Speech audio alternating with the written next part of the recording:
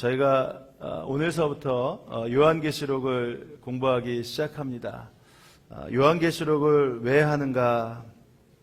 실은 요한계시록에 대한 오해를 풀어보고 요한계시록에 담긴 하나님의 마음을 좀 알아보고자 요한계시록을 좀 공부하려 했습니다. 여러분, 그 다른 것과 틀린 것의 차이점을 좀 아십니까? 다르다와 틀리다. 다르다와 틀리다의 차이점이 뭘까요? 다른 것은 본질에서 어긋나지 않지만 자기의 성향에 맞춰서 느끼고 생각하는 것이 다른 것입니다. 그러니까 저번 주에 저희가 주일날 예배를 좀 바꿔봤습니다. 바꿔봤는데 저희가 예배를 바꿔보면서 복음에 대해서, 하나님의 말씀에 대해서 바꾼 것은 아니고요. 예배의 어떤 순서라든지 모습에 대해서 바뀌었습니다. 이것이 다른 거예요. 그렇기 때문에 다른 것은요, 어떻게 보면 우리에게 수용성이 있다든지 우리가 생각하는 또 다른 방법이 있다면 그것은 얼마든지 바꿀 수 있고 또 얼마든지 회복할 수도 있습니다. 사람들이 다른 것과 틀린 것을 오해를 하는데요. 성경은 다른 것에 대해서는 우리에게 있어서 얼마나 그것들을 받아들일 수 있냐에 대해서 얘기합니다. 그래서 같은 마음을 품으라고 얘기를 하고 그 다른 것에 대해서는 수용하고 함께할 마음을 허락하십니다. 근데 틀린 것은 무엇이냐면요, 완전히 다른 방향으로 가는 것이죠. 쉽게 말씀드려서 저희가 복음에 대해서 얘기를 하는데 복음의 예수 그리스도가 아니라 다른 것이다라고 얘기하면 그것은 다른 거예요. 근데 이것은 다른 것이 아니라 틀린 것입니다. 쉽게 말씀드려서 요한계시록은 많은 사람들이 다르게 얘기할 수는 있습니다. 그러나 다르게 얘기하는 것은 관점의 차이죠. 그러나 요즘에 보면요, 많은 사람들이 틀리게 이야기를 해요. 자기가 결국은 예수 그리스도라고 얘기하는 수많은 다른 이단들이 나옵니다. 근데 저희들이 다른 것을 저희들이 틀린 것으로 얘기하지 않고 다른 것으로 파악을 하기 시작해서 어느 순간에 이단에 빠지고 만다 말입니다. 그래서 참 마음에 억울함이 있어요. 한 번만 더 제대로 요한계시록을 보기 시작하면 그 속에서 하나님에 대한 온전함을 저희들이 알 수 있고 절대 그것에 이단에 빠지지 않을 수 있는데 그 틀린 것에 그냥 미혹되어서 다 속절없이 빠지고 만다 말입니다. 제가 가르쳤던 그 학생이 있어요. 송태에서 목회하면서 참 잘 가르쳤던 학생이고 그 학생이 참 하나님 앞에 제대로 섰던 친구입니다. 그래서 심지어는 신학대학까지 갔어요. 그것도 자기가 특차로 해서 신학대학을 입학했는데 작년에 기가 막힌 경험을 했습니다. 그 아이가 이제 신천지에 가게 된 거예요. 그러고 나서 저는 이곳에 왔으니까 이제 그 학생과 같이 만나지 못했습니다만 그 학생이 다니던 교회 목사님에게 장문의 메일을 보냈어요. 목사님이 틀렸습니다. 그리고 제가 옳습니다. 하면서 장문의 메일을 보냈습니다. 그래서 그 목사님이 너무나 당혹스러워서 저한테 그 메일들을 포워딩 해주셨어요. 그걸 보면서 너무너무 안타까웠죠. 어떻게 신학생도 거기에 빠질 수 있을까? 제가 그러면서 한 가지 생각한 것이 이 요한계시록을 제대로 좀 공부를 해야겠다. 요한계시록을 제대로만 공부하면 이 틀린 것이 틀린 것이라고 얘기할 수 있고 그것이 다른 것이 아니라 틀리다고 얘기할 수 있는데 그 다른 것과 틀리다는 것을 구별하지 못해서 결국 그 미혹에 빠진 것을 보았기 때문입니다. 실은 요한계시록은요, 비유가 아니에요. 요한계시록은 그 있는 이야기를 그대로 말씀에 비추어 보면 비유로 푸는 것이 아니라 말씀으로 그대로 풀 수 있고요. 그래서 세상에 있는 이야기들을 수수께끼처럼 엮어놓은 것이 아니라 하나님의 말씀을 있는 그대로 철저하게 예수 그리스도의 마음과 생각과 뜻을 그대로 심어놓은 게 요한계시록입니다. 그러니까 요한계시록을 오히려 공부하게 되면 어떻게 되냐면 하나님께서 전체적으로 약속하신 하나님의 약속들을 볼 수 있는 눈이 열리고요. 그래서 요한계시록을 때 철저하게 예수 그리스도를 보내신 그 하나님의 은혜와 그 십자가로 말미암아 우리가 이루어게 될 영원한 새하늘과 새 땅에 대한 소망으로 살아갈 수 있는 눈이 분명히 열린단 말입니다. 그래서 저는요, 요한계시록을 통해서 분명하게 이 십자가를 통한 하나님의 사랑을 다시 한번 깨닫고자 이 요한계시록을 같이 공부하고자 했습니다. 요한계시록을 하면서 또 한 가지 오해가요, 천국에 대한 기대가 있지만 마지막 때에 대한 막연한 두려움들이 교차하는 저희들의 마음들이 있음을 봅니다. 많은 분들이 당신은 천국에 갈 수 있습니까? 라고 얘기하는데요. 많은 사람들이 천국에 대한 완전한 소망과 그리고 말씀에 대한 확신이 없기 때문에 천국에 대해서 막연한 두려움들이 있어요. 그러니까 어떻게 되냐? 예수를 믿어도 기쁨과 감사함으로 믿는 것이 아니라 두렵과 떨림으로 믿습니다. 죄를 지은 것에 대해서 회개할 필요는 있지만 죄를 지었기 때문에 내가 구원과 멀어졌냐 안 멀어졌냐, 이것은 이미 성령이 내 안에 들어오셔서 해결하신 문제인데 이것까지 두렵고 떨림으로 보기 때문에 마지막 때에 대한 기대가 아니라 오히려 마지막이 염려와 두려움으로 많은 분들에게 가득 차 있음을 봅니다. 근데 그렇지 않아요. 성경을 자세히 보면 마지막은 소망의 때입니다. 근데 요즘에요, 책들을 보니까 혹시 마지막 신호라는 책을 찾아보셨나 모르겠어요. 마지막 신호라는 책을 보면 거기에는 뭐 마지막에 대한 여러 가지 사인을 얘기하면서 베리칩이라는 이야기를 합니다. 그리고 뭐 세계 정부에 대해서 얘기하고 이 시대의 마지막 때에 대한 뭐 여러 가지 얘기들을 하면서 666이라는 것이 이제 베리칩이다라고 얘기를 합니다. 베리칩이 뭐냐면요, 여기에 이렇게 어떤 칩을 넣어가지고 그 사람의 인식과 생각들을 하는 것들을 미리 찾아보는 게 베리칩이에요. 그러니까 이걸 넣고 있으면 주민등록증이나 신분증이 없어도 그가 어느 가는 곳마다 자기의 그 뱅크가 돈이 얼마 있는지도 알 수 있고 신용도도 알 수 있도록 만드는 그 칩입니다. 물론 그것이 악용될 여지가 있겠죠. 그러나 그것이 우리의 구원을 가로막는 것이 아닙니다. 성경은 무엇이라고 얘기하냐면요, 구원은 베리칩에 있는 것이 아니라 그리스도를 믿는 믿음 안에 있다라고 얘기했어요. 아멘? 우리가 두렵고 떨려해야 되는 게 마지막 때를 바라보면서 마지막 때의 상황에 대한 염려를 하는 것이 아니라 오히려 내가 예수 그리스도를 향한 믿음이 있다. 누가 우리를 그리스도의 사랑에서 끊을 수 있으냐? 그리스도의 사랑과 구원의 은총은 우리를 그리스도 안에서 끊을 수 없다. 그러니까 베리칩을 받았기 때문에 구원에서 멀어지는 것이 아니라 더 정확하게 얘기하면 예수 그리스도를 온전히 믿기 때문에 우리는 구원을 받는 것입니다. 예수 그리스도를 주인으로 삼게 되면 그 사람은 구원을 받는 것이죠. 그러니까 예수 그리스도를 주인으로 삼고 있으면 혹시 베리칩이 아니라 할지라도 다른 것이 온다 할지라도 능히 그것에 맞설 수 있는 눈이 열린다니까요. 근데 저희들이 복음에 대한 확신을 얘기하지 않고 많은 사람들이 두려움과 떨림으로 이것을 받으면 안 돼, 이 삶을 살면 안 돼, 이것을 하면 안 되라고 얘기를 하기 시작하니까 어떻게 되냐면 마지막 때에 대한 두려움으로 많은 사람들이 가득 차 있어요. 그러니까 결국은 어떻게 되죠? 천국에 대해서 얘기하지만 실은 천국에 대한 소망이 우리 가운데 기대와 감사로 열려있지 않단 말입니다. 오히려 천국 얘기하면 분명히 가고 싶은데 지금 내 삶을 보니까 두렵고 떨리니까 오히려 천국을 바라보는 것이 아니라 지금 현세를 바라보는 그러한 삶을 살 수밖에 없게 되는 것이죠. 요한계시록을 온전히 공부하게 되면 철저하게 예수 그리스도의 사랑을 볼 수 있기 때문에 마지막 때에 대한 기대와 그 소망 가운데 살아가는 눈들이 분명히 열리게 됩니다. 그래서 요한계시록을 공부하자라는 거예요. 가시적으로 지금 세상에 교회가 어려움을 당한 것 같고, 그렇지만 요한계시록을 통해서 보면 우리의 믿음이 예수 그리스도 안에 있기 때문에 예수님이 승리하셨으면 나도 반드시 승리한다라는 그 확신을 가질 수 있단 말입니다. 요한계시록은요, 하나님의 완전한 사랑이 있는데 그것은 어떤 사랑이냐? 승리한 사랑이에요. 예수 그리스도 안에 있으면 반드시 승리한다라고 말씀하셨습니다. 그래서 요한계시록은 이기는 자에 대해서 말씀하고 있어요. 근데 이기는 자가 내 힘으로 이기냐? 아니요. 예수 그리스도 안에 있으면 당신도 이기는 자가 될 수 있다라고 이미 성경은 말하고 있었단 말입니다. 그러니까요, 저희들이 그것을 한번 깨달아 보자라는 거예요. 그래서 요한계시록 언제 할까? 그러다가 1년 있다 좀 할까? 그러다가 우리가 지금 참으로 어려운 때 있단 말입니다. 올해도 실은 얼마나 많은 어려움이 있을지 몰라요. 그러나 요한계시록 공부를 통해서 우리는 이미 이기는 자다. 이 땅의 소망이 아니라 천국 소망으로 살아가는 자다. 그것을 누릴 필요가 있기 때문에 올해 처음 이 요한계시록을 시작하게 되었습니다. 자, 그래서 요한계시록을 대한 우리의 태도에 대해서 좀 말씀드리려고 합니다. 요한계시록이 누가 쓴 줄 아세요? 세례 요한. 세례 요한은 성경에 보면요, 사랑의 사도라고 이야기합니다. 제가 한번 말씀드렸지만 사도 요한은요, 세례 요한이라고 그랬나요, 제가? 네. 사도 요한은 사랑의 사도라고 얘기를 해요. 그래서 사도 요한이 마지막 그가 반모섬에서 나와가지고 죽기 전에 했던 설교는 단 한마디입니다. 여러분, 사랑이 전부입니다.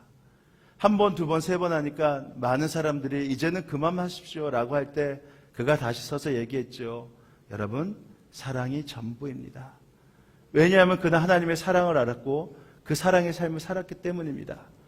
근데 요한계시록이요, 그 사도 요한이 적었다면, 하나님의 계시를 받고 사도 요한이 적었다면, 그가 밤모섬에 쓴 요한계시록은 두렵고 떨리고 겁내고 힘들게 쓰고 그가 마지막 노구로 이끌고 설교를 할 때 사랑입니다라고 얘기했겠습니까? 아니죠. 요한계시록을 마지막 때를 보면서 그는 진짜 하나님의 사랑을 더 알았겠죠. 그러니까 그가 마지막 죽어가면서까지 사랑에 대해서 얘기했겠죠. 그러니까 저희들이 요한계시록에서 분명히 알아야 될 것은요, 요한계시록은 먼저 하나님의 완전한 사랑이 담겨 있구나 라는 그 믿음 안에서 시작하는 겁니다. 자, 그래서 저희가 먼저 볼 때 요한계시록을 대하는 태도에 대해서 좀 함께 보겠습니다. 요한계시록을 대하는 태도에 대해서 말씀드리면 요한계시록 22장 10절 한번 찾아보실까요? 요한계시록 22장 10절. 자, 요한계시록 22장 10절에 보면 우리 함께 한번 읽어보겠습니다. 시작. 또 내게 말하되 이 두루마기의 예언의 말씀을 임봉하지 말라. 때가 가까우니라. 자, 요한계시록의 이 말씀을 임봉하지 말라. 그것은 무슨 말이죠? 열으라는 말이에요. 말씀을 닫지 말라는 말입니다. 때가 가깝기 때문에. 그러니까 보세요. 요한계시록의 말을 더하거나 빼지도 말고 임봉하지 말라라고 하면 다 보여주겠다라는 얘기죠. 그럼 다 보여준다 그러면 요한계시록이 쉽겠어요? 어렵겠어요? 쉬워요. 만약에 예를 들어서 이 예언의 말씀을 임봉해서 누군가에게만 보여줘라 한다고 하면 그것은 어렵기 때문에 그렇겠죠. 근데 모두가 다 보여줘야 한다고 그러면 요한계시록은 누구나 알 수 있도록 이미 만들어진 아주 쉬운 책입니다. 그러니까 저희들이 왜 요한계시록이 어렵나라고 했을 때 실은 요한계시록을 안 봐서 그런 거예요. 요한계시록 한 번만 보면 요한계시록은 너무너무 쉽습니다. 절대 어렵지가 않아요. 자, 두 번째 보면요. 요한계시록을 대하는 태도 하면 22장 18절에서 19절 한번 보겠습니다. 시작. 예언의 말씀을 듣는 모든 사람에게 증언하노니 만일 누구든지 이것들 외에 더하면 하나님이 이 두루마리에 기록된 재앙들을 그에게 더하실 것이요 만일 누구든지 이 두루마기의 예언의 말씀에서 제한해버리면 하나님이 이 두루마기에 기록된 생명나무와 및 거룩한 성에 참여함을 제하여 버리리라. 자, 그러니까 요한계시록을 지금 봤을 때 어떻게 얘기하냐면 너희들 다 볼 수 있는데 한 가지 조건이 있다. 뭐냐면 더하거나 빼거나 고치지 말라는 거예요. 더하거나 빼거나 고치면 어떻게 된다? 천국에 못 간다라는 얘기입니다. 그러니까 저희들이 한 가지 조건이 있어요. 만약에 제가 이 요한계시록을 전할 때 만약에 이 성경에 있지 않은 얘기를 더하거나 빼거나 제가 고치거나 한다면 저한테 얘기하십시오. 그러면 잘못하면 이단됩니다라고 얘기하십시오. 저는요, 성경에 대해서 앞으로 전하면서 더하거나 빼거나 고치지 않고 있는 그대로의 말씀을 전할 겁니다. 왜냐하면 그것이 너무 쉽기 때문에. 그러니까 여러분들도 마찬가지예요. 요한계시록을 공부할 때 어떤 사람이 더하거나 빼고 어떤 비유로 얘기해서 이것이 비유다라고 얘기한다라고 하면요, 비유는 비유의 것이 분명하게 있고요, 나머지는 다 있는 그대로 볼 수 있도록 직관적으로 나와 있는 내용인데 만약에 그것을 비유가 아닌 직관적으로 볼 수 있는 것을 비유로 얘기하거나 덧붙이면 그 사람은 누구다? 이단이라고 생각하시면 돼요. 저희들이 그것을 몰랐기 때문에 이단에 빠지는 겁니다. 안타깝게 우리 교회에서도 그런 분이 계시다고 들었어요. 왜 그렇죠? 우리가 한 번만 더 이 쉬운 것을 봤으면 되는데 그렇지 않았기 때문이다 말입니다. 그러니까 요한계시록을 더하는 태도는요, 바로 이거예요. 우리가 너무나 쉬운 이 요한계시록 단 한 가지 더하거나 빼거나 고치지 않고 그대로 한번 봐보자는 것입니다. 자, 그러면 요한계시록의 의미는 뭐냐? 자, 한번 이제 요한계시록 1장서부터 봅니다. 오늘서부터 함께 1장서부터 보게 될 텐데요. 요한계시록 1장 1절 한번 읽어보겠습니다. 시작. 그리스도의 계시라 이는 하나님이 그에게 주사 반드시 속히 일어날 일들을 그의 종들에게 보이시려고 그의 천사를 그 종 요한에게 보내어 알게 하신 것이라. 자, 여기는 누구의 계시라고 나와 있죠? 예수 그리스도의 계시예요. 내 계시가 아니라 예수 그리스도의 계시입니다. 자, 여기 보면 계시라고 나와 있어요. 이 계시와 묵시의 차이점이 무엇인 줄 아십니까? 묵시는요, 아까 말씀드린 대로 다 드러내서 보이는 것이 아니라 몇몇 사람에게만 보여주는 거예요. 그러니까 요즘에 뭐 신천지라든지 안상홍이라든지 수없이 많은 곳에서 자기네들만 알기 때문에 이것을 배워라라고 얘기하면 그것이 잘못된다라는 거예요. 이건 묵시가 아니라 계시입니다.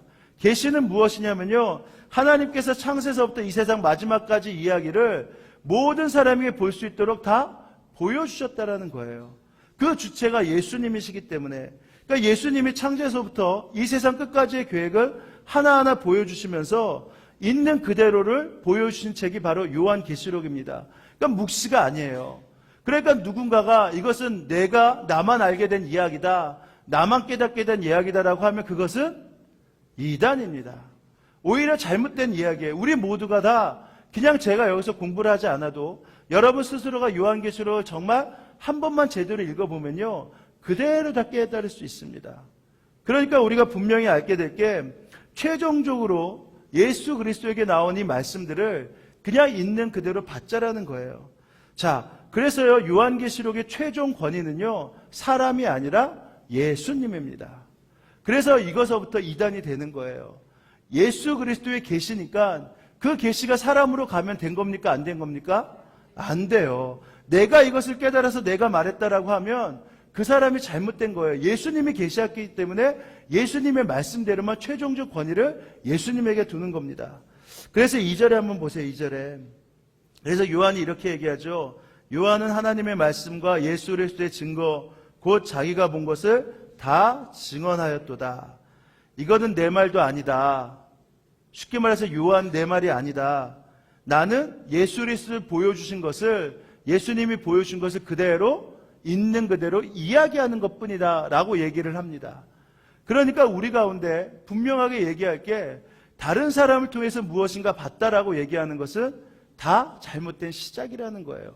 하물며 요한도 증언입니다. 증언이 뭐죠? 그냥 본 것을 있는 그대로 가감없이 이야기하는 거예요.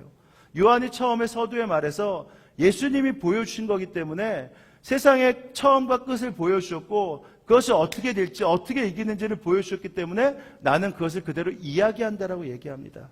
그러니까 저희들이 지금 쭉 따라서 볼 것은 뭐냐면, 요한이 증언한 것들, 그 속에 있는 주인공인 예수님이 어떻게 말씀하셨고 어떻게 그것들을 풀어가시는지를 저희들이 보면 너무나 쉽게 요한계시록을 볼 수 있게 되는 거예요. 여러분, 정말 말씀이 결론입니다. 하나님께서 말씀을 보여주신 것은요, 그 말씀을 하나님 뜻대로 행할 수 있도록 보여주신 거예요. 하나님이 빛이 있으라 말씀하셨죠? 그러면 그 빛은 처음부터 마지막까지 있는 것입니다. 신명기에 보면 아주 재미있는 말씀이 있어요. 신명기 4장 30절에 보면 이런 말씀이 있습니다. 이 모든 일이 내게 임하여 환난을 당하다가 끝날에는 내가 내 하나님 여호와께로 돌아와 그의 말씀을 청종하리니. 지금 신명기는요, 모세 때 그들이 지금 가나안으로 들어갈 때의 시점이에요. 근데 모세가 뭐라고 얘기했냐면, 이 모든 일이 내게 임하여 환난을 당하다가, 지금 이스라엘이 가나안에 들어갔는데 지금 뭐라고 그러냐면 너희들이 환난을 당할 것이다. 근데 끝날에는 내가 내 하나님 여호와께로 돌아와 그의 말씀을 청종한다. 그러니까 마지막 때에는 어떻다고요? 그 이스라엘이 계속 하나님을 거부하는 것이 아니라 돌아와서 하나님 말씀 청종하게 될 것이다 라고 얘기합니다. 하나님의 말씀에 힘이 있는 것입니다. 우리가 이 말씀을 힘을 잇는 거예요. 3천 전에 이야기했던 그 이야기가 어떻게 됐죠? 1948년에 그들이 환난을 당하다가 이스라엘의 독립이 되었어요. 그럼 마지막 남은 게 무엇입니까? 그들이 하나님의 말씀을 듣고 청종하는 때가 있는 것입니다. 그러면 그때가 어느 때다? 마지막 때라는 거예요. 그때가 어느 때다. 그래서 요한계시록 11장에 보면 두 증인에 대해서 나오는데, 그 마지막 때의 이스라엘의 회복에 대해서 성경은 분명히 얘기해주고 있습니다. 하나님의 말씀은요, 1.1획도 변함이 없어요. 하나님의 말씀은요, 비유로 얘기한 것이 아니라 있는 사건을 그대로 얘기하신 것입니다. 왜냐하면 예수 그리스도가 친히 말씀하셨기 때문에 저희들이 그것을 하나하나 깨닫는 것입니다. 그래서 여러분, 우리가 요한계시록을 보면서 기복적인 신앙을 다 내려놓게 돼요. 내가 예수를 믿으면 내가 잘 된다. 그러면 주어가 누구죠? 나예요. 기복적인 신앙과 복음적인 신앙의 차이가 뭔지 아십니까? 복잡하지 않아요. 여전히 기도할 때 내가 잘 됐으면 좋겠습니다. 내가 이 모든 것들을 회복했으면 좋겠습니다 하면 그게 기복신앙이에요. 복음적인 신앙은 뭔지 아십니까? 주님이 하셨습니다. 주님이 일하실 겁니다. 주님이 만지십시오. 주님이 행하십시오라고 하는 게 복음주의적인 신앙입니다. 우리가 왜 자꾸만 실망을 하죠? 기복신앙이니까. 내가 이것을 얻어야 되는데, 내가 이 모습을 가져야 되는데, 내가 이것을 찾아야 되는데, 하나님 내가 이것을 하니까 하나님 나에게 도와주세요. 나를 좀 이끌어주세요라고 하는 거니까 우리가 실망하고, 우리가 교회 사역을 하다가 왜 자꾸만 실망을 하고 상처를 입죠? 기복적인 신앙 때문에 그런 거 아니겠습니까? 주님이 하신 거면 나는 도구에 불과한데 저희가 상처 입을 것도 힘들 것도 어려울 것이 무엇이 있겠습니까?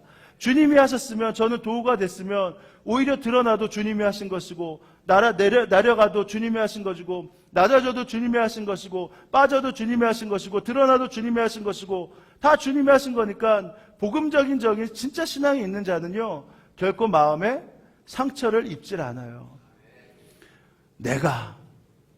그러니까 저희가요, 나는 복음적인 신앙입니다, 나는 기복적인 신앙입니다, 구별하는 게 별로 어렵지 않아요. 신학은요, 성경 가운데서 나온 것이 않습니까? 그러니까 자꾸만 내가 했는데 내 이름이 드러나고 내 모습이 드러난다라고 생각하면 그것은 기복적인 신앙의 삶을 산 겁니다. 모든 것이 주님이 하셨습니다, 주님이 이끄셨습니다, 주님이 만지셨습니다 라고 한다면 그러면 그게 복음적인 신앙이에요. 그러니까 우리가 이 성경을 보면서 이 하나님의 말씀 가운데, 우리의 시대의 퍼즐 가운데서 내가 그 도구에 쓰여서 주님이 하신 일들을 보게 되는 것, 그것이 바로 요한계시록을 통해서 깨닫게 되는 하나님의 축복이란 말입니다. 그래서 이 말씀 앞에 한번 저희들이 반응하고 서보자라는 거예요. 자, 그러면 요한계시록의 축복이 뭐냐? 분명히 축복은 있겠죠. 자, 1장 3절 한번 읽어보겠습니다. 1장 3절 시작.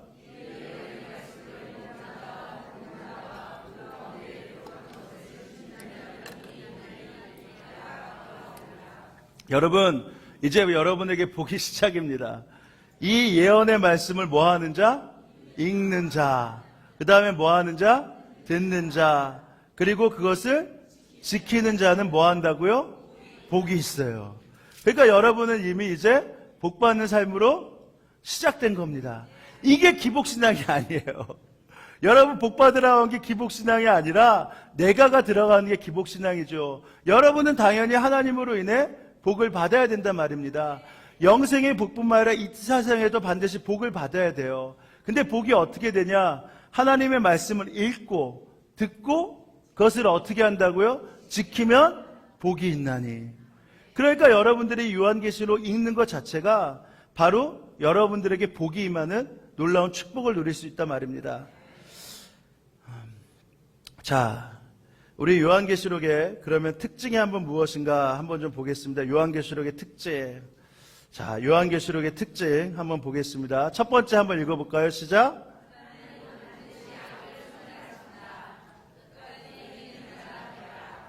여러분, 이것이에요. 첫 번째가. 지금 우리 가운데 수없이 많은 어려움들이 있단 말입니다. 어려움들이 있는데 그것이 하나님의 테스트일 수도 있고요, 사단의 템테이션, 미혹일 수도 있어요. 그렇지만 결국은 어떻게 되냐? 우리 가운데 반드시 하나님은 악을 소멸하신다라는 것입니다. 지금 당하는 것이 지는 것 같고 억울한 것 같고 어렵지만, 그러나 하나님은 반드시 이 악을 소멸하세요. 그리고 이 악을 소멸하실 수 있도록 우리를 이길 수 있는 자로 만드신단 말입니다. 여기에 소망이 있는 거예요. 우리가 요한계시록을 보면서 계속 말씀드리지만요, 요한계시록을 보면서 우리가 왜 소망을 갖느냐? 우리는 이길 수 있는 자가 되는구나. 이 세상의 악이 결국은 우리를 패퇴시키는 것이 아니라 결국은 악이 패퇴되는구나라는 것을 볼 수 있기 때문에, 혹시 내 안에 어려움과 절망과 실망의 순간이 오더라도요, 거기에 넘어지지 않아요. 왜냐하면 반드시 그것은 우리를 굴복시키지 못하니까. 여러분 영화 한번 보시다시피 많이 보셨겠지만 어렸을 때 람보 같은 거 보시죠. 람보를 보면 굉장히 마음이 이렇게 막 쿵덩쿵덩해요. 막 람보가 한 명 남았는데 막 이렇게 여러 명 쏴 죽이다 보면 막 위험에 처하죠. 포로로 잡혀가고 막 꼭 죽을 것 같죠. 근데 결론은 어떻게 돼요? 결국은 람보가 딱 나타나서 따다다다다다다다 하고서 결국은 다 이겨요. 그리고 누가 이겨요? 람보가 이겨요. 근데 예를 들어서 저희가 결론부터 봤어요.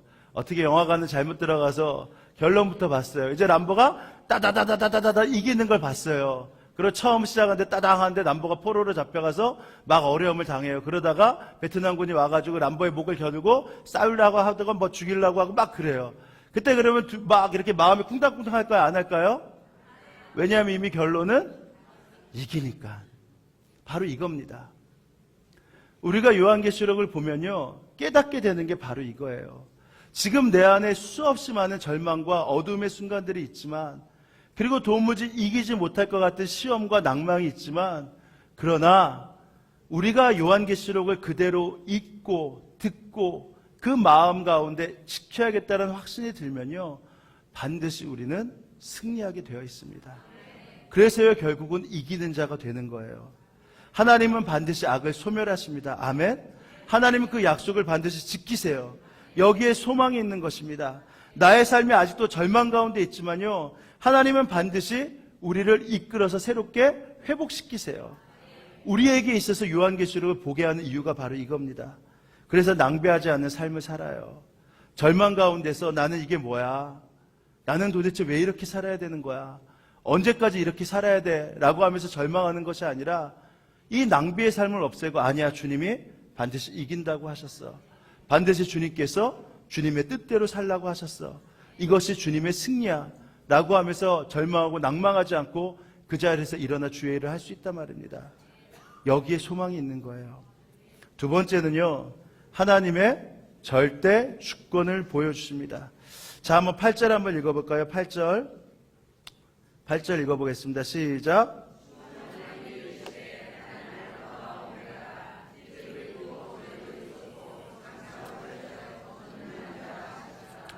자, 우리가 믿고 있는 하나님이 누구라고요? 이제도 계시고 전에도 계시고 장차 오실 어떤 자?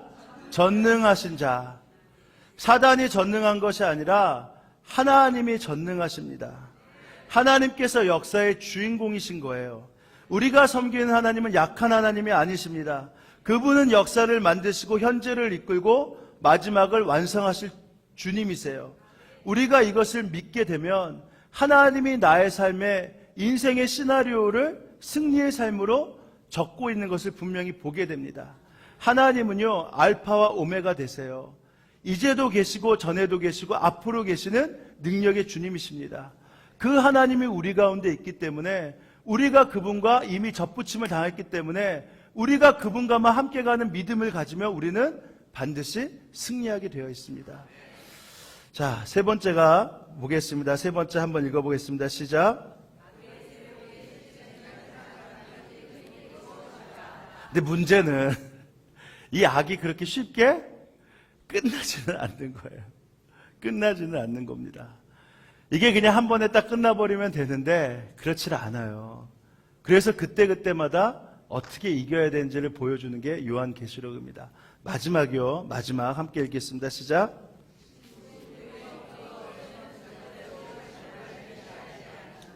여러분, 마지막에 어떻게 옵니까? 마지막에 대재앙으로 옵니까? 마지막에 어떻게 오죠? 성경은요, 분명히 얘기해 있습니다. 하나님의 마지막 때를 준비하실 때, 기도가 찼을 때 반드시 마지막 때가 이른다고 말씀하셨어요. 그러니까 지금 세상에서 기도가 일어나지 않는 그 가운데 많은 사람들이 지금 곧 오겠다라고 얘기하면 그거 잘못된 겁니다. 우리가 마지막 때를 볼 수 있는 게 어딘 줄 아세요? 지금 우리가 하나님의 마지막 때를 기대하면서 기도하고 있으면, 그리고 지금 우리 교회뿐만 아니라 열방을 향한 수많은 기도들이 일어나고 있으면, 그러면 하나님 때가 다가온 것을 알게 되게 되는 겁니다. 근데 지금이 마지막 때가 가까워오는 것은 맞아요. 왜냐하면 우리도 오늘도 선교 완성을 위해서 기도하죠. 근데 우리 교회뿐만 아니라 지금 수많은 곳에서 선교를 나가면서 하나님의 나라를 위해서 기도하고 있단 말입니다. 24시간 선교 완성을 위해서 기도하는 수많은 기도처가요, 지금 곳곳에서 일어나고 있어요. 우리나라뿐만 아니라 지금 이스라엘에서도, 중국에서도, 중동에서도, 미국에서도, 남미에서도, 아프리카에서도 지금 곳곳에서 24시간 하나님 선교 완성을 빨리 이루십시오. 우리가 주님이 쉬지 않도록 우리가 기도합니다라고 기도하는 수많은 기도들이 일어나고 있습니다. 그때야 끝이 오리라. 그래서 지금이 마지막 때가 다가오고 있다라는 것입니다. 그래서 정신 차리자는 거예요. 우리가 지금 기도하고 있다면, 그러면 우리뿐만 아니라 수많은 곳에서 기도하고 있습니다. 그러면 그때가 하나님께서 마지막 때를 말씀하시는 거예요. 그러니까 마지막 때를 위한 자는 어떻게 되냐고요? 기도하게 되어 있어요. 마지막 때를 소망하는 자는 반드시 기도하며 나아가게 되어 있습니다. 그것이 내 기도가 아니라 하나님 나라의 완성을 위해서. 그래서 저희들이 기도하자라는 거예요. 기도 가운데 한 번도 빠짐없이 선교사님들을 위해서 선교 완성을 해서 기도하자라는 겁니다. 왜냐하면 주님이 빨리 오셔야 되니까. 그러니까 주님이 빨리 오시길 원하지 않는 사람은 어떻게 하면 돼요? 기도하지 않으면 돼요. 그러니까 기도하자라고 하는 것입니다. 그래서 기도하자는 거예요. 자, 그러면 요한계시록의 구조는 어떤가? 우리가 서론이기 때문에 1장을 보는데요. 요한계시록의 구조를 한번 보겠습니다. 1장 19절 한번 보겠습니다. 시작.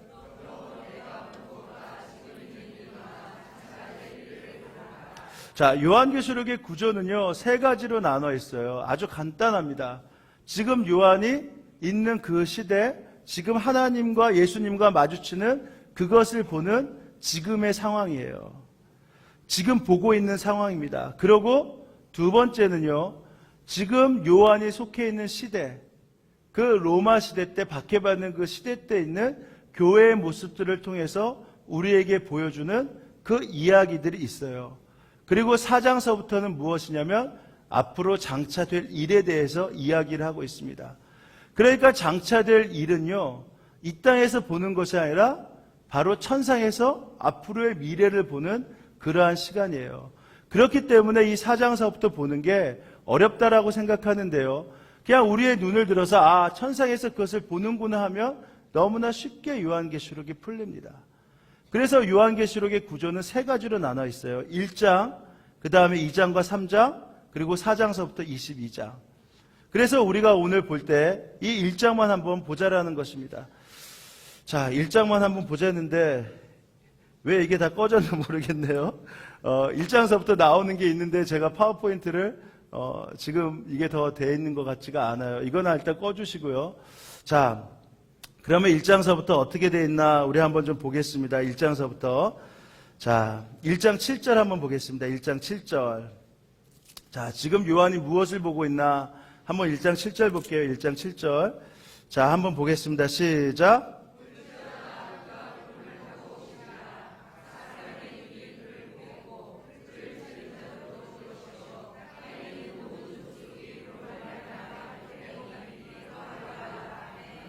자, 지금 볼지어다. 그가 누구죠? 예수님이 구름 타고 오신다고 했죠? 근데 그때 구름 타고 오실 때 누가 본다고요? 많은 사람들이 그를 보겠고, 그를 찌른 자, 박해한 자, 또 그를 보겠고, 땅에 있는 모든 족속이 그를 보는데 그로 말미암아 애곡한다라고 나와 있어요. 그러니까 앞으로 주님이 오신다고 하면 어떻게 오신다고요? 구름 타고 오신다고요. 근데 신천지나 안상홍 증인회에서는 주님이 구름 타고 오시지 않고 이미 내가 왔다라고 얘기를 해요. 그러면서 어떤 얘기를 하냐면 예수님이 사도행전에 보면 구름에 가리어서 올라갔기 때문에 다시 오실 때 은밀하게 오신다라고 얘기를 합니다. 그래서 예수님이 영으로 가셨기 때문에 이제 육으로 오실 텐데 나는 육의 옷을 입은 하나님의 영을 받은 사람이다 라고 하면서 내가 재림이 주라고 얘기를 합니다. 근데 또 얘기를 들어보면 그럴듯해요. 왜냐하면 사도행전 한번 보겠습니다. 사도행전 1장 9절 한번 보겠어요. 1장 9절. 사도행전 1장 9절 보겠습니다. 사도행전 1장 9절. 자, 한번 사도행전 1장 9절 읽어보겠습니다. 시작.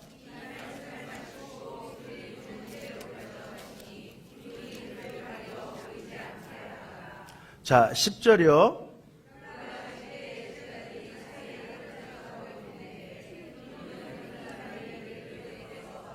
11절이요.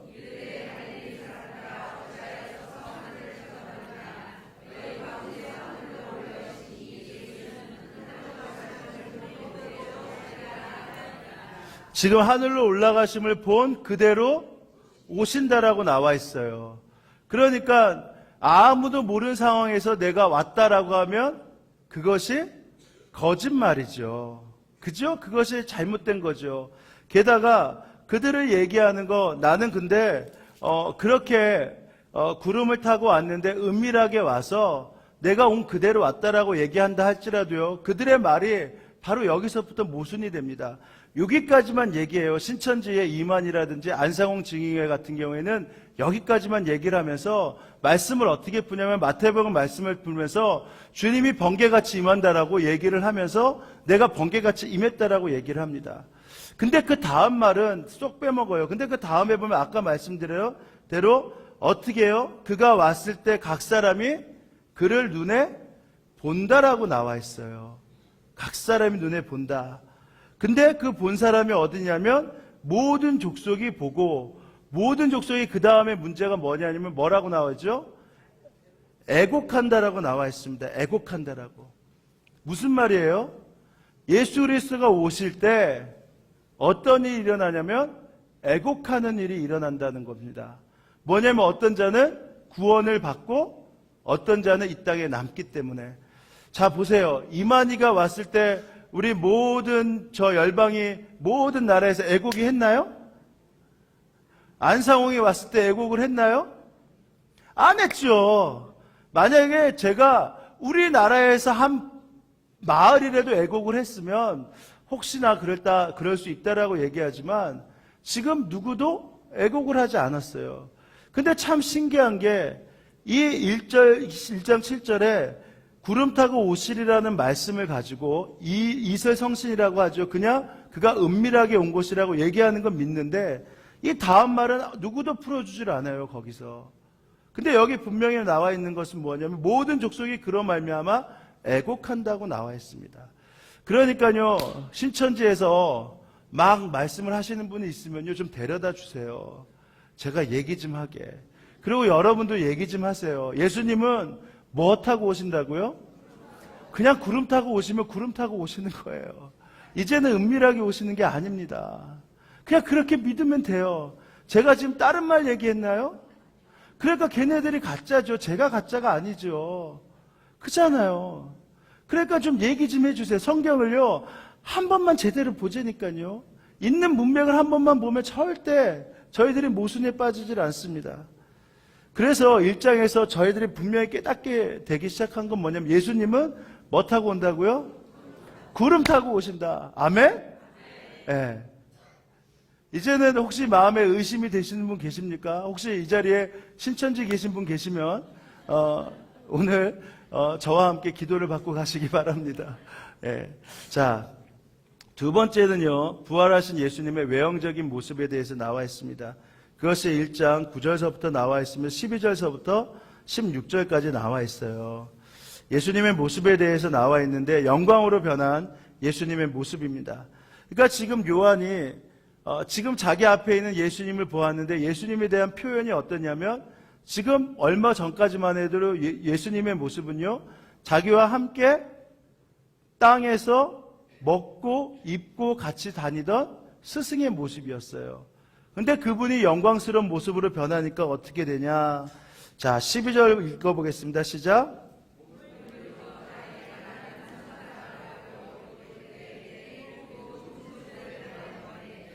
13절이요.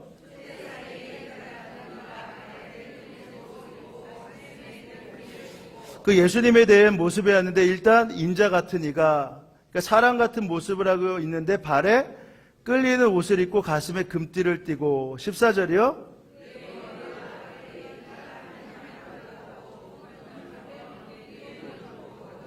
머리털은 희고 양털 같고 눈은 불꽃 같은 모습을 갖고. 15절이요.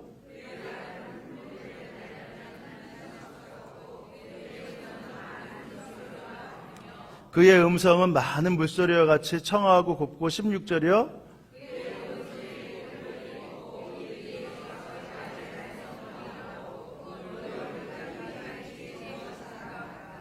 자, 이게 좀 그려지세요? 그림에? 저는 이 그림을 그려보면서 있다가 제가 한번 실수를 한 적이 있어요. 이게 좀 엽기적인 모습 같다.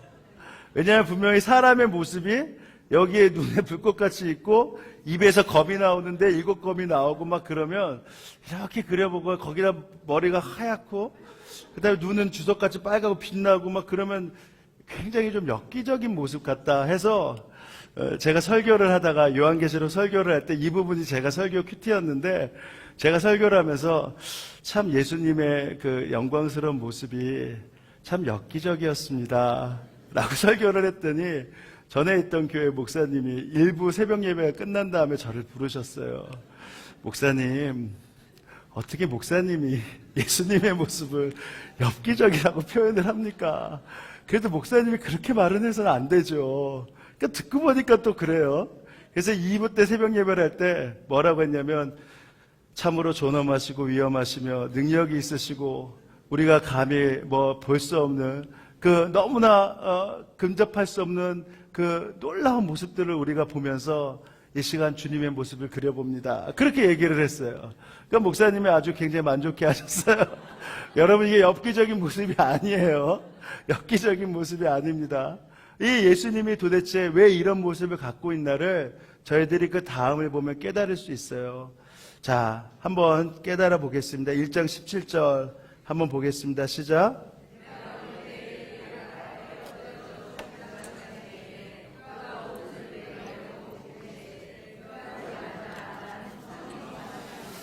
자, 불과 얼마 전까지만 하더라도 그냥 내 스승이었는데 그 모습이 영광스러운 모습으로 깨닫게 되니까 지금 어떻게 돼요? 그가 두려워하는 자, 죽는 자 같이 모습으로 바뀌었습니다. 이게 예수님을 처음 발견한 자의 모습이에요. 예수님을 정말 인격적으로 만나기 시작한 사람에게는요, 예수님 앞에 섰을 때 도무지 설 수 없는 두려움과 떨림 가운데 예수님 앞에 서게 됩니다.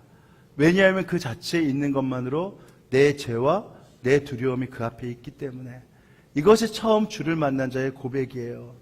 근데 그때 주님이 어떻게 하시는 줄 아십니까? 뭐라고 하시죠? 두려워하지 말라. 두려워하지 말라. 이것이 바로 우리 주님의 모습입니다. 우리는 주 앞에요, 두려움과 떨림으로 서게 됩니다. 그러나 주님은 우리에게 두려움과 떨림의 주님이 아니라 우리를 만지시고 일으키시는 사랑의 주님이세요. 주님께서 이렇게 말씀하십니다. 두려워하지 말라. 내가 살아있는 자라. 내가 전에 죽었었노라. 볼지어다 이제 세세토록 살아있어 사망과 음부의 열쇠를 가졌노니. 이제 죽고 사는 것은 누구에게 달려있다고요? 예수님에게 달려있다라는 거예요. 예수님에게. 여러분, 그렇기 때문에 우리가 죽는 것, 그거는 이제 우리가 예수 안에 있으면 예수님의 때에 죽는 것입니다. 주님께서 분명히 말씀하셨죠. 사망과 음부의 열쇠를 가졌노니. 그러니까 우리가 때로는 좀 안타깝고 때로는 실망스럽지만 예수 안에서 죽는 죽음은요, 그렇기 때문에 무조건 복된 것입니다. 어떠한 삶의 죽음이 있다 할지라도, 그러나 그것이 주님을 정말 믿게 되면요, 그것은 복된 죽음이에요. 왜냐하면 예수님이 허락 가운데 죽는 죽음이기 때문에. 주님이 분명히 말씀하셨습니다. 나는 사망과 음부의 권세를 가졌다. 그러면서 이제 이렇게 말씀하시죠. 자, 한번 그 주님이 이렇게 말씀하시는데 20절 한번 보십시오. 20절 읽어보겠습니다. 시작.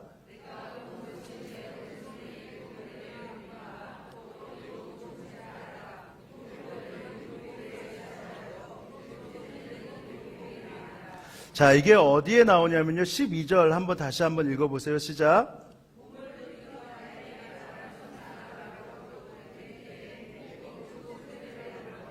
자, 7 금촛대를 맨 처음에 보는데 그 촛대 사이를 우리 예수님이 다니세요. 근데 그 촛대는 무엇이냐면 바로 교회를 얘기합니다. 그리고 7 별은 뭐냐면, 자, 사자라고 해요. 그러면 교회를 이끄는 자를 말하고 있어요. 지금 2장서부터 이제 다음 주에 보시게 되면 2장에 보면 그 교회들이 하나님께서 보셨을 때, 예수님이 보셨을 때 칭찬할 만한 교회들이 그렇게 많지가 않습니다. 근데 우리 주님이 지금 어떤 모습을 갖고 계시냐면, 지금 여전히 그 부끄러운 모습을 가진 7 촛대 사회를 거니세요. 그리고 그 가운데 부끄러운 모습을 가진 7 지도자들을 붙잡고 계신다는 것입니다. 여러분, 이 말이 무슨 말인 줄 아시겠습니까? 우리 주님이요, 지금 우리를 붙잡고 계시고 우리 사회를 다니고 계신다라는 것입니다. 주님은 분명히 이 공교회인 건물의 개념이 교회뿐만 아니라 우리를 주님의 움직이는 교회로 만드셨어요. 우리가 깨끗하기 때문에 우리 가운데 계신 것이 아니고, 우리가 정결하기 때문에 우리 가운데 계신 것이 아니라, 그분이 우리 가운데 계셔야지만 결국은 다시 주님 앞에 붙잡을 수 있고, 주님이 다시 우리를 붙잡힐 수 있는 그 기회를 주실 수 있기 때문에 그분이 우리를 떠나지 않고 우리 사회를 지나고 계시던 것입니다. 이 교회도 마찬가지예요. 한국 교회를 보면서 여러분 어떤 생각이 드십니까? 한국 교회를 보시면서 수없이 많이 타락과 절망 가운데 있지 않습니까? 죄송한 말씀이지만 불과 여기서 얼마 떨어지지 않은 지역에 있어서 어떤 목사님이 교회를 다시 한번 개척을 했죠. 그 교회를 보면서 한국 교회가 굉장히 많은 욕을 하고 있어요. 왜냐하면 그 음란에 빠졌던 목사가 1년도 되지 않아서 다시 교회를 개척했기 때문입니다. 여러분, 그 교회를 보면서 기도하실 수 있겠습니까? 그러면 여러분 가운데 음란에 빠진 사람을 위해서 기도할 수 있겠습니까? 지금 안 된다고 하셨죠? 우리 주님은 그러나 거기에 계십니다. 우리 주님이 포기하지 않는다면 그러면 우리도 포기하지 않는 겁니다. 그것도 우리 주님은 영광스러운 모습으로 당신의 영광의 모습을 보이면서 지금 그 교회를 거닐고 계시다 말입니다. 그리고 그 지도자를 붙잡고 계시다 말입니다. 저는 성경을 보면서 포기하지 않으신 하나님의 사랑에 대해서 외치고 있습니다. 저에게 있어서 단 한 가지, 당신 성경을 통해서 무엇을 보았습니까? 라고 한다면 저는 단 한 가지, 주님의 포기하지 않는 사랑을 보았습니다. 라고 이야기를 합니다. 왜냐하면 성경 어디를 봐도 우리 주님이 우리를 떠나시지 않기 때문입니다. 우리가 주님을 떠날지언정 주님은 우리를 떠나시지 않으세요. 그럼 무슨 말이죠? 우리가 주님을 떠난다 할지라도 주님은 우리 곁을 여전히 지키고 계신다라는 거예요. 여러분, 이 믿음이 진짜 생기세요? 여러분이 좀 죄악 가운데 있는다 할지라도 우리 주님이 여러분 사이를 지금 거닐고 계신다는 게 믿어지십니까? 이 한국교회가 수없이 많이 타락과 절망 가운데 있다 할지라도 그러나 우리 주님이 그 교회를 붙잡고 계심이 믿어지십니까? 여러분, 이 땅의 교회 지도자들이 타락하고 절망하고 수없이 많은 음란과 태폐와 타락과 물질 가운데 넘어져 있다 할지라도 우리는 그렇기 때문에 평가를 하죠. 우리 교회는 좋고 저 교회는 나쁘다. 우리 교회 목사님은 좋고 저 목사님은 나쁘다. 우리 교회는 분명히 좋고 저 교회는 잘못되었다라고 얘기하죠. 그러나 그것이 얼마나 모순된 말인 줄 아십니까? 우리 주님은 뭐라고 얘기하냐면 바로 그 지도자를 내가 붙잡고 있다라고 말씀하세요. 그 지도자를 붙잡고 있다. 말도 안 되는 얘기 같죠. 말도 안 되는 고백 같죠. 그러나 성경은 뭐라고 얘기했냐면 나는 처음과 시작이고 내가 음부의 권세를 가졌는데 바로 그를 음부의 권세에 들어가지 않도록 내가 그 사회를 거닐면서 그들을 붙잡고 있고 그들을 정화시키고 있다라고 말씀하신단 말입니다. 이 믿음이 생겨야 저희들이 주님 앞에 당당히 나올 수 있어요. 이 믿음이 생겨야 주님이 나를 떠나지 않는다는 확신이 있습니다. 그러면 어떤 줄 아십니까? 결국은 주님께 붙잡힌 바 되어서 주님이 원하시는 생명의 빛으로 주님이 원하시는 생명의 교회로 우리가 거듭나고 나아갈 수 있단 말입니다. 여러분, 다시 한번 말씀드릴까요? 우리 교회는 좋은 교회입니다. 주님이 이끄시는 교회입니다. 그럼 우리 교회만 그렇습니까? 이 땅에 있는 모든 교회는 주님의 교회입니다. 이 땅의 모든 교회는 주님께서 이끄시는 교회입니다. 이 땅의 모든 사역자들은 주님께서 붙잡고 계시는 사자입니다. 여러분들이 교회라고 한다면 여러분들도 우리 주님이 붙잡고 있는 사자란 말입니다. 그렇기 때문에 그 믿음을 가지고 나아가면 우리는 절대 절망하지 않습니다. 우리는 절대 포기하지 않습니다. 우리가 섬기는 하나님은 우리에게 이 사랑을 갖고 요한계시록을 시작하신단 말입니다. 요한계시록을 보면서 이제는 우리가 무슨 기도를 해야 되죠? 주님, 저것이 잘못되었습니다. 주님, 저것이 고쳐져야 됩니다. 아니요. 주님이 붙잡고 계심이 감사합니다. 주님이 일으키고 계시니 감사합니다. 주님이 반드시 그것을 떠나지 않고 반드시 새롭게 회복시키실 것입니다. 주님이 약속하신 대로 이곳이 새하늘과 새 땅을 이루시는 하나님의 약속이라면 바로 그 교회를 통해서도 하나님의 새하늘과 새 땅이 반드시 이루어질 것입니다. 여러분, 이것을 우리가 믿는 것입니다. 그러면 우리가 그 소망 가운데서 새로운 시작을 할 수 있습니다. 자, 이제 서론의 부분을 마쳐야겠습니다. 이제 다음 주서부터 2장서부터 나아가게 되겠는데요. 소아시아 7교회를 저희들이 다 보지는 않겠습니다. 다만 다음 주가 사랑으로 소문난 교회에 대한 임원 훈련이기 때문에 앞에 부분에 대해서 에베소 교회에 대해서 잠깐 나누고요.